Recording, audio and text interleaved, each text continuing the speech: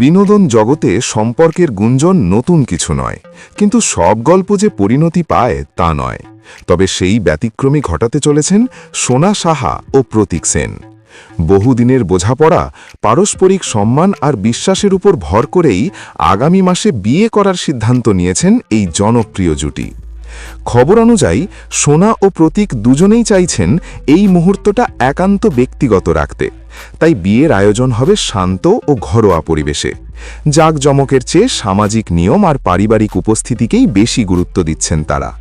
বিয়ের পর কলকাতায় ছোট পরিসরে একটি প্রীতিভোজ হতে পারে বলেও শোনা যাচ্ছে। দুজনেই বর্তমানে নিজেদের কাজে ব্যস্ত, ধারাবাহিক শুটিং আর অন্যান্য কমিটমেন্টের মাঝেই বিয়ের প্রস্তুতি চলছে ধীরে ধীরে।